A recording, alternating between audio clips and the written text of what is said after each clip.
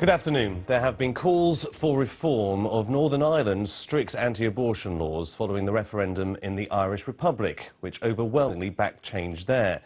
Sinn Féin said a way now had to be found to deliver rights to women in the north. However, the Democratic Unionist Party said Northern Ireland should not be bullied into accepting abortion on demand. Our Ireland correspondent Chris Page reports. In Dublin today, people are considering the outcome of what was a defining vote on a touchstone social issue. For many years, the Catholic Church's strong opposition to abortion was reflected in the law, and churchgoers this morning were disappointed. Perfectly hate the kids being aborted.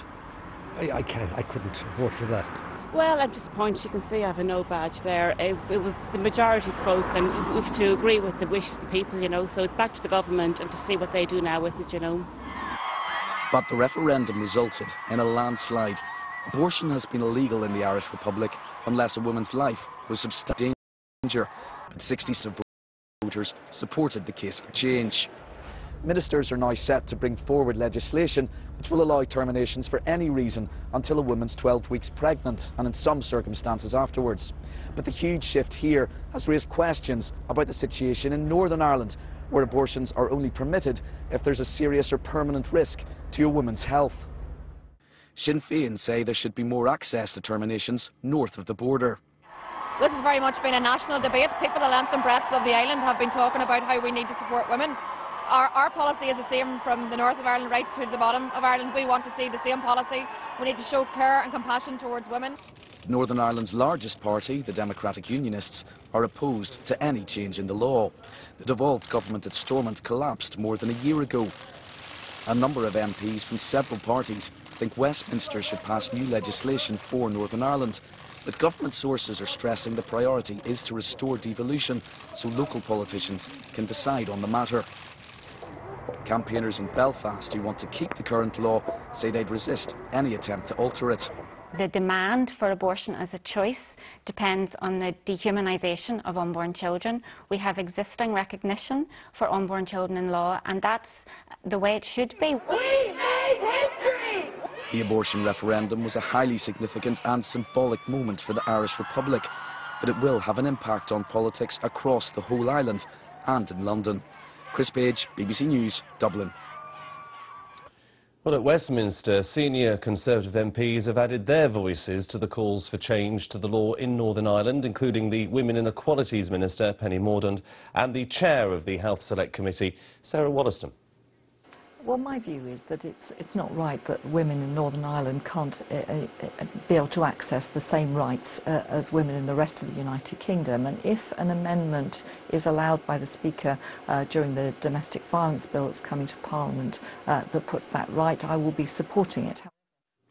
Our correspondent Jessica Parker is at Westminster. Jessica, what is Theresa May's and the government's position on this? I think as we've been hearing, pressure is mounting on Theresa May on this issue, with growing calls, it seems, to liberalise the rules around abortion in Northern Ireland as part of wider efforts to modernise the law. And a Labour MP who's leading the charge here in Westminster that I've been speaking to claims that there is growing support from Tory MPs, including, it seems, from some significant Conservative voices.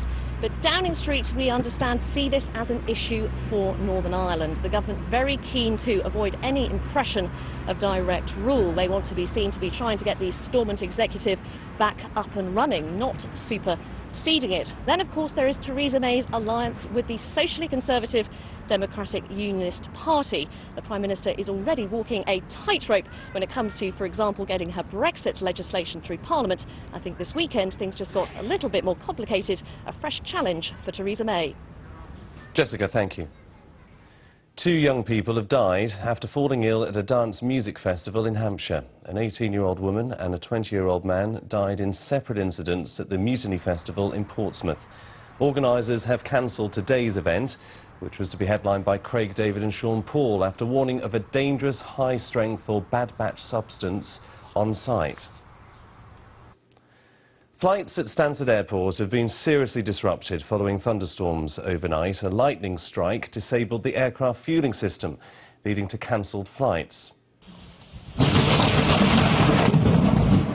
Well, the storms and torrential rain swept across southern Britain overnight with spectacular displays of lightning like this. Around 15,000 strikes were recorded, in fact. The Met Office has issued a yellow warning for heavy rain and flooding across Wales and most of England today.